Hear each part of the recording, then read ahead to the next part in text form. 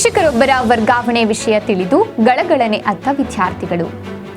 ಚಳ್ಳಕೆರೆ ತಾಲೂಕಿನ ಬೊಮ್ಮಲಿಂಗನಹಳ್ಳಿ ಗ್ರಾಮದ ಸರ್ಕಾರಿ ಹಿರಿಯ ಪ್ರಾಥಮಿಕ ಶಾಲೆಯಲ್ಲಿ 22 ವರ್ಷಗಳ ಕಾಲ ಸೇವೆ ಸಲ್ಲಿಸಿದ ಹಿಂದಿ ಶಿಕ್ಷಕಿ ಜೆಟಿ ಸುಕನ್ಯಾ ಕಾರಾಕುಲಹಟ್ಟಿ ಶಾಲೆಗೆ ವರ್ಗಾವಣೆಗೊಂಡಿದ್ದಾರೆ. ಶಿಕ್ಷಕಿಯಾದ ಸುಕನ್ಯಾ ಜೆಟಿ ಅವರಿಗೆ ಅಭೂತಪೂರ್ವ ಬೀಳ್ಕೊಡುಗೆ ಸಮಾರಂಭವನ್ನು ಹಮ್ಮಿಕೊಳ್ಳಲಾಗಿತ್ತು.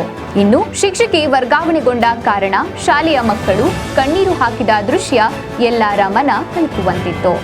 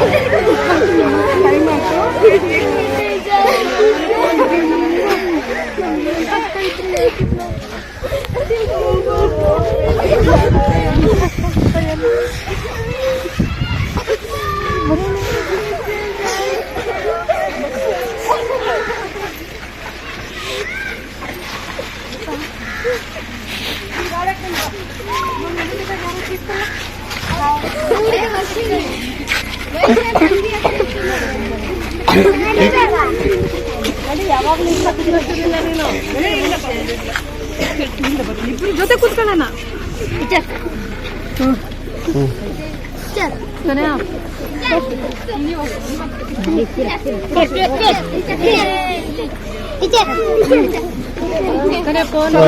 ಎಲ್ಲರೂ ಚೆನ್ನಾಗಿ ಓದ್ಬೇಕು. ಎಲ್ಲರೂ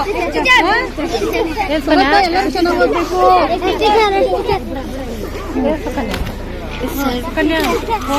ಮಾಡ್ತೀನಿ. ಎಲ್ಲರೂ ಚೆನ್ನಾಗಿ ಓದ್ರಿ. ಇದ್ಯಾವ್ದು ಇದು ಕೊಡು.